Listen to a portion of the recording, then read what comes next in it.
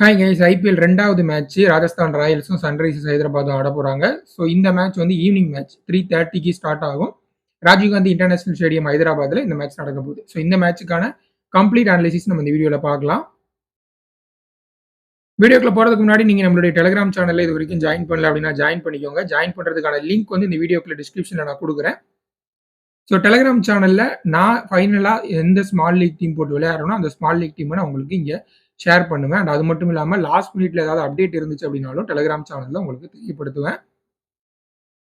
அதே மாதிரி Kubera fantasy app இது வரைக்கும் நீங்க ட்ரை பண்ணல அப்படின்னா ட்ரை பண்ணிக்கோங்க. வெறும் ஒரு பிளேயரை எடுத்து நீங்க ஃபேண்டசி கேம்ஸ் விளையாட முடியும். ஸோ இந்த ஆப்போட லிங்க் அண்ட் ரெஃபர் கோட் ரெண்டுமே இந்த வீடியோக்குள்ள டிஸ்கிரிப்ஷன்ல நான் கொடுத்துருக்கேன். ட்ரை பண்ணி பாருங்க. ரெஃபர் கோடை கொடுத்தீங்கன்னா உங்களுக்கு bonus offer, real cash offers இதெல்லாம் கிடைக்கும். இந்த ஆப் பத்தி ஏதாவது சந்தேகம் இருந்துச்சுன்னா கீழே கமெண்ட்ல கேளுங்க. இல்லை என்னுடைய டெலிகிராம்ல பர்சனலா கான்டாக்ட் பண்ற ஐடி கொடுத்துருக்கேன். அங்கேயும் நீங்க உங்க டவுட்டை கேட்டுக்கலாம்.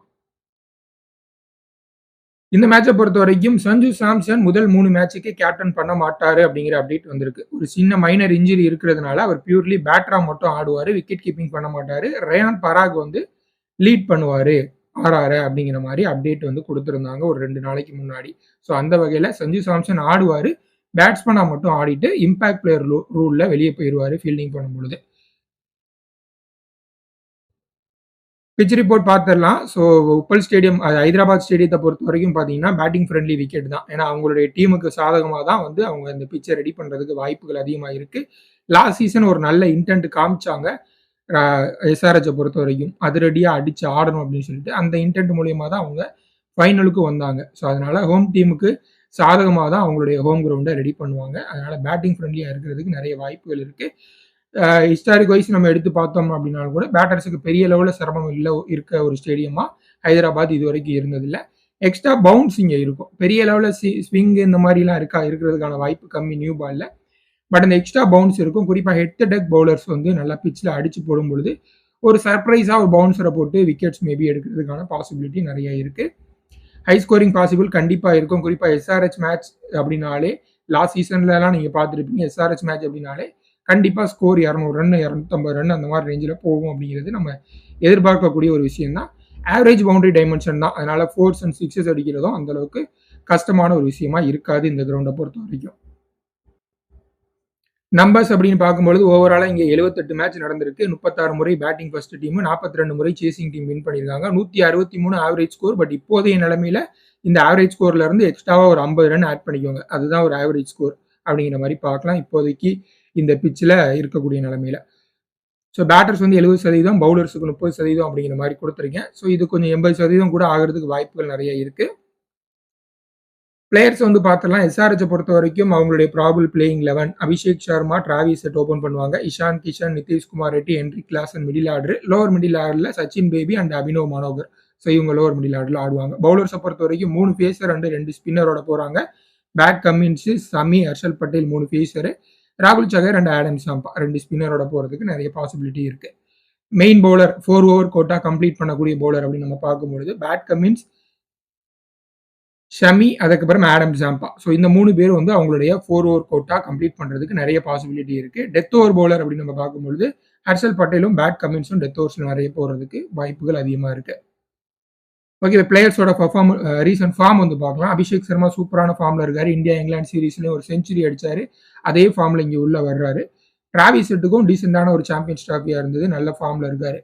இஷான் கிஷன் இந்தியன் டீமுக்காக பெருசா ஆடுறது இல்லை அப்படின்னாலும் டொமஸ்டிக் மேட்சஸ்ல நல்ல ஃபார்ம்ல இருந்திருக்காரு. அண்ட் அது மட்டும் இல்லாமல் ரீசெண்டா எல்லா டீமும் இந்த இன்ட்ரா ஸ்குவாட் மேட்ச் அப்படின்னு சொல்லி ஆடிட்டு இருக்காங்க. அதுலயும் பாத்தீங்கன்னா சூப்பரா ரன் ஸ்கோர் பண்ணியிருக்காரு அப்படிங்கிற அப்டேட்டும் நம்ம பார்த்தோம் ரீசெண்டா. ஸோ அதுலயும் அந்த வகையிலையும் நல்ல டச்ல இருக்குது நமக்கு தெரிய வருது. நிதிஷ்குமார் ரெட்டியை பொறுத்த வரைக்கும் ஒரு சின்ன இன்ஜுரிக்கு அப்புறம் வர்றாரு. பட் அவர் அந்த இன்ஜுரி ஆகிறதுக்கு முன்னாடி சூப்பரான ஃபார்ம்ல இருந்தாரு. ஹோப்ஃபுல்லி அதை கண்டினியூ பண்ணுவார் அப்படின்னு எதிர்பார்க்கலாம். ஹென்ரிக் கிளாசன் பொறுத்த வரைக்கும் அவரும் சூப்பரான ஒரு ஃபார்ம்ல இருக்காரு. சச்சின் பேபி இவங்களுக்குலாம் பெருசா பேட்டிங் கிடைக்குமா அப்படிங்கிறது தெரியல. பேட்டிங் கிடைச்சிச்சு அப்படின்னா ஓரளவுக்கு டீசென்ட் பிக்கா இருப்பாங்க அப்படிங்கிற மாதிரி நம்ம எதிர்பார்க்கலாம். பவுலர்ஸை பொறுத்த வரைக்கும் பேட் கமின்ஸ் வந்து முக்கியமான தருணங்கள்ல பவுல் பண்ணுவார். ஸோ அதனால வந்து அவருக்கு விக்கெட் கிடைக்கிறதுக்கான பாசிபிலிட்டி அதிகமாக இருக்கு. And Harshal Patel, so purple Patel அப்படின்னு சொல்லுவாங்க, விக்கெட் டேக்கிங் நேக் இருக்கக்கூடிய ஒரு பவுலரு. ஃபேண்டசி பாயிண்ட் ஆஃப் வியூல நம்ம அதை தான் மெயினாக பார்க்கணும் அப்படிங்கிறதுல எந்த இது சந்தேகம் இல்லை. ஃபர்ஸ்ட் பவுலிங் பண்ணாங்க எஸ்ஆர்ஹெச் அப்படின்னா கட்டாயம் எடுத்துக்கோங்க. டெத் ஓவர்ஸ்ல நிறைய விக்கெட் எடுப்பாரு. ராகுல் சகருக்கு லாஸ்ட் சீசன் ஐபிஎல் சூப்பரான ஒரு ஐபிஎல்லா இருந்துச்சு. குறிப்பா செகண்ட் ஹாஃப் ஐபிஎல்ல பஞ்சாப் கிங்ஸுக்காக சூப்பரான பெர்ஃபார்மன்ஸ் குடுத்திருந்தாரு. சிஎஸ்கேக்கு அகைன்ஸ்டா ஒரு 2 மேட்ச் அவர் குடுத்த சாலிடான பெர்ஃபார்மன்ஸ் உங்க எல்லாருக்குமே ஞாபகம் இருக்கு அப்படின்னு நினைக்கிறேன். ஷமி பொறுத்தவரைக்கும் அவருடைய ஃபுல் ஃப்ளோல இல்ல. என்னதான் சாம்பியன்ஸ் டிராபில வந்து ஒரு பங்களாதேஷ்க்கு அகைன்ஸ்டா ஒரு 5 ஃபர் எடுத்திருந்தாலுமே கூட அவருடைய ஃபுல் ரிதம்ல இல்ல அப்படிங்கிறத நம்மளால பார்க்க முடிஞ்சது. இந்த பிட்சும் பெருசா வந்து பவுலர்ஸுக்கு சாதகமா ஹெல்ப் பண்ணுமா அப்படிங்கிறது சந்தேகம் தான். ஆடம் ஜாம்பாவோட ஃபேண்டசி வேல்யூ கொஞ்சம் அதிகம். அது ஆகுது. அதுக்கு மெயின் காரணம் பேட் கமின்ஸ் வந்து லீட் பண்றதுனால. பேட் கமின்ஸ் ஆஸ்திரேலியாவுக்கு ஆடம் ஜாம்பாவை எப்படியெல்லாம் யூஸ் பண்ணியிருக்காரு. குறிப்பா டெத் ஓவர்ஸ்ல ஆடம் ஜாம்பாவை நம்ம யூஸ் பண்ணி பார்த்துருக்கோம். அந்த மாதிரி யூஸ் பண்ணாருன்னா ஆடம் ஜாம்பாவுக்கு விக்கெட் நிறைய கிடைக்கிறதுக்கு வாய்ப்புகள் இருக்கு. அபினவ் மனோகர் குஜராத் டைட்டன்ஸ்ல என்ன ரோல் பண்ணாரோ அதே ரோல் தான் கிட்டத்தட்ட இங்கேயும் பண்ற மாதிரி இருக்கும். அப்துல் சமாதோட பிளேஸ்ல வந்து ஆடுவாரு. கடைசியில வந்து ஒரு 5, 6 பால் தான் இருக்கும். அதிகபட்சம் ஒரு 10 பால் கிடைச்சாலே ஆச்சரியம் தான் பேட்டிங்ல. அங்க இருந்து ஒரு ரன்ஸ் ஒரு 20 ரன், 30 ரன் அடிச்சு குடுக்கக்கூடிய ஒரு ரோல் ப்ளே பண்ணுவாரு. ஆர்ஆரோட probable playing 11 Yashasvi Jaiswal, Sanju Samson open பண்ணுவாங்க. பட்லர் இல்லாதனால Nitish Rana 1 down, Riyan Parag 2 down, Dhruv Jurel, Shimron Hetmyer, Shubham Dubey, Wanindu Hasaranga, Jofra Archer, Tushar Deshpande, Maheesh Theekshana and Sandeep Sharma. So impact player list already announce பண்ணிட்டதுனால சாம்சன் பேட்டிங் மட்டும் பண்ணிட்டு பெஞ்சுக்கு போயிடுவார். சந்தீப் சர்மா ஸ்ட்ரெயிட்டாகவே இம்பாக்ட் பிளேயராக உள்ள வந்துருவார் பவுலிங் பண்ணும் பொழுது. மெயின் பவுலர் அப்படின்னு பார்க்கும்பொழுது Azarenka, Jofra Archer, Sandeep Sharma இவங்க 3 பேரும் ஃபுல்லாக அவங்களுடைய 4 ஓவர் கோட்டா போடுறதுக்கு பாசிபிலிட்டி அதிகமாக இருக்கு. டெத் ஓவர் பவுலர் அப்படின்னு பார்க்கும்பொழுது Jofra Archer and Sandeep Sharma 2 பேரும் டெத் ஓவர்ஸ்ல பவுல் பண்ணுவாங்க. ரீசன்ட் ஃபார்ம் அப்படின்னு பார்க்கும்பொழுது எஸ்எஸ்வி ஜெய்ஸ்வாலோட ஃபார்ம் ரொம்ப ஹை அப்படிலாம் இருக்காரு அப்படிங்கிற மாதிரி சொல்ல முடியாது. ரொம்ப லோவான பெர்ஃபார்மன்ஸ் கொடுத்துட்டு இருக்காரு அப்படிங்கிற மாதிரி சொல்ல முடியாது. ஆவரேஜா ஒரு மேட்ச் ஆடுவார், ஒரு மேட்ச் ஃபெயில் ஆவார், அந்த மாதிரியான பெர்ஃபார்மன்ஸ் தான். கொஞ்சம் இன்கன்சிஸ்டண்டா இருந்திருக்காரு. லாஸ்ட் சீசன் ஐபிஎல் அவருக்கு பிரமாதமான ஐபிஎல் அப்படின்னு நம்ம சொல்ல முடியாது. கொஞ்சம் சுமாராக தான் ஆடி இருந்திருக்காரு. குறிப்பா அந்த இனிஷியல் ஸ்டேஜஸ்லாம் ஷார்ட் பால் வச்சு ஒரு மாதிரி ட்ரபிள் பண்ணிட்டு இருந்தாங்க. அதுக்கப்புறம் அவங்க ஒரு சில நல்ல இன்னிங்ஸ் பார்த்தோம். ஸோ அவருடைய ரோல் ரொம்ப இம்பார்ட்டண்டா இருக்கும். குறிப்பா பட்லர் மாதிரி ஒரு பெரிய பிளேயர் மிஸ் பண்றாங்க அப்படிங்கிற பொழுது அவருடைய பெர்ஃபார்மன்ஸ் எப்படி இருக்கும் அப்படிங்கிறத வெயிட் பண்ணி பார்க்கணும். சாம்சனை பொறுத்த வரைக்கும் எப்பயுமே ஐபிஎல் சீசன் ஸ்டார்ட் ஆகும்பொழுது முதல் ஒரு 3 மேட்ச் 4 மேட்ச் நல்ல பெர்ஃபார்மன்ஸ் கொடுத்துருவாரு. அதுக்கப்புறம் பெருசா பெர்ஃபார்மன்ஸ் வராது அப்படிங்கிறது அவரை பொறுத்த வரைக்கும் பேட்டர்னா இருந்திருக்கு. பட் இப்போ வந்து ஓரளவுக்கு செம்மையான கான்ஃபிடென்ட்ல வர்றாரு அப்படிங்கிறது எந்த சந்தேகமும் இல்லை. ஏன்னா இந்தியாவுக்காக ஆடி நல்ல ரன் ஸ்கோர் பண்ணி இருக்காரு. சவுத் ஆப்பிரிக்கா சீரிஸ் வின் பண்ணி கொடுத்துருக்காரு. இங்கிலாந்து சீரிஸ் ஓரளவுக்கு டீசெண்டா போனுச்சு அப்படிங்கிற மாதிரி பார்க்கலாம். நிதேஷ் ராணா வந்து கொஞ்சம் பேட் பேஜ்ல இருக்காரு அப்படின்னு சொல்லலாம். அந்த அளவுக்கு பெர்ஃபார்மன்ஸ் வந்து ரீசெண்டா வரல. ரியான் பராகுக்கு வந்து லாஸ்ட் சீசன் ஒரு ட்ரீம் சீசனா இருந்துச்சு. அவரை வந்து ஆர்ஆர் ஏன் ரொம்ப தொடர்ந்து பேக் பண்ணிட்டே இருக்காங்க அப்படின்னு கேட்டதுக்கு சரியான ஒரு ஆன்சர் கொடுத்தாரு லாஸ்ட் சீசன். அதை இந்த சீசனும் கண்டினியூ பண்ணுவார் அப்படின்னு பார்க்கலாம். ஸோ இந்த சீசன் நான் ரொம்ப எதிர்பார்க்கக்கூடிய ஒரு பிளேயர் அப்படின்னா துருவ் ஜூரல் அப்படின்னு சொல்லலாம். லாஸ்ட் சீசன் ரிங்கு சிங்குக்கு என்னென்னு நம்ம டிஸ்கஸ் பண்ணியிருந்தோமோ அதே தான் துருவ் ஜூரலுக்கு நடந்தது. அஸ்வினை மேலே ப்ரமோட் பண்ணுவாங்க, சிம்ரன் ஹெட்மயர் மேலே பேட்டிங் வருவார், ரோமன் பவலை வச்சிருந்தாங்க, அவர் பேட்டிங் வருவார். கிட்டத்தட்ட 7வது 8வது பொசிஷன்லாம் துருவ் ஜூரல் பேட்டிங் ஆடிட்டு இருந்தாரு. பட் இப்போ கொஞ்சம் பேட்டர் ஷார்ட்டா இருக்கிறதுனால துருவ் ஜூரல் பேட்டிங்ல கொஞ்சம் மேலே ப்ரமோட் பண்ணுவாங்க அப்படின்னு நினைக்கிறேன். மேலே அப்படி ஆர்டர் பேட்டிங்ல வந்தார் அப்படின்னா செம்மையான ஒரு பிக்கா இருப்பார் அப்படிங்கிறதுல எந்தவித சந்தேகமும் இல்லை. நல்ல பொட்டன்ஷியல் இருக்கக்கூடிய பிளேயரு. அண்ட் அது மட்டும் இல்லை இந்த மேட்ச் அவருடைய ரோல் இம்பார்ட்டண்டா இருக்கும். நான் விக்கெட் கீப்பிங்கும் பண்றாரு சாம்சன் இல்லாதனால அந்த எக்ஸ்ட்ரா ஆட் அண்ட் பாயிண்ட்ஸும் உங்களுக்கு கிடைக்கும். ஹெட்மயர் அவரும் கொஞ்சம் சுமாரான ஃபார்ம்ல தான் இருந்திருக்காரு அப்படிங்கிறது பார்க்க வேண்டியது இருக்கு. சுபம் துபே இவருடைய ரோல் கிளியரா தெரியல. ஓவர்ஸ்லாம் பெருசா போட்டதில்லை. லாஸ்ட் சீசனும் ஒரு சில மேட்ச் ஆட வச்சிருந்தாங்க. பட் ஓவர்ஸ் பெருசா போட்டதில்லை. பேட்டிங்ல மட்டும்தான் ஓரளவுக்கு கான்ட்ரிபியூட் பண்ணுவார் அப்படின்னு எதிர்பார்க்கலாம். வைண்டு ஓசரங்கா டீசெண்டான ஃபார்ம்ல இருக்காரு. ஜோஃப்ரா ஆர்ச்சர் அந்த அளவுக்கு பெரிய ஃபார்ம்ல இல்லை. பட் மெயின் பவுலர் அப்படிங்கிறதுனால டெத் ஓவர்ஸ்ல விக்கெட் கிடைக்க பாசிபிலிட்டிஸ் இருக்கு. துஷார் தேஷ்பாண்டே இவர் வந்து ஒரு மாதிரி ஷார்டுல் தாக்கூர் மாதிரி ஒரு பவுலர் தான்.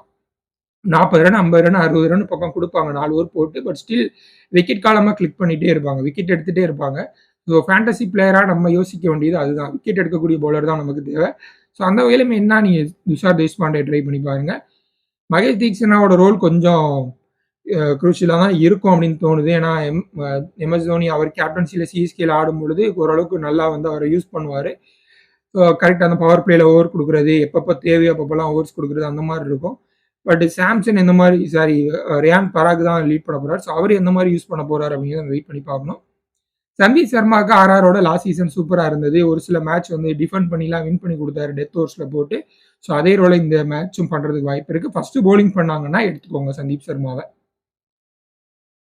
இந்த மேட்ச்ல top pick plus by venue stats அப்படின்னு பார்க்கும்போது அதாவது இந்த கிரவுண்டில் நல்லா ஆடி இருக்கக்கூடிய பிளேயர் அப்படின்னு நம்ம பார்க்கும்பொழுது Travis Head, Heinrich Klaasen, Nitish Kumar Reddy, Yashasvi Jaiswal, Sanju Samson இந்த 5 பிளேயருமே பார்த்தீங்கன்னா கிட்டத்தட்ட 45க்கும் மேல ஆவரேஜ் வச்சிருக்காங்க இந்த கிரவுண்டுல. ஸோ இவங்க எல்லாருமே சாலிடான ஆப்ஷனா இருப்பாங்க. உங்களுடைய டீம்ல நீங்க எடுத்துட்டு போறதுக்கு. அது மட்டும் இல்லாம கேப்டன், வைஸ் கேப்டனாவும் நீங்க மல்டிபிள் கிராண்ட் லீக் போடும்பொழுது ட்ரை பண்ணலாம்.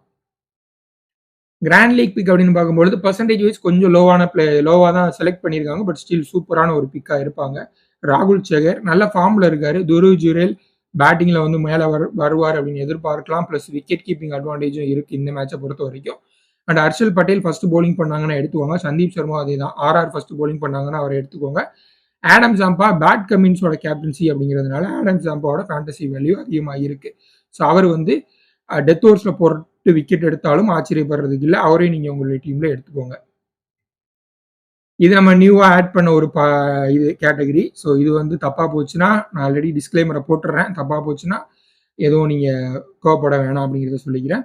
Jofra Archer and Mohammed Shami 2 பேருமே 2 டீமோட main fast bowlers. But still வந்து அவங்களுடைய ஃபுல் ரிதம்ல இல்லை அப்படிங்கிறது தெரியுது.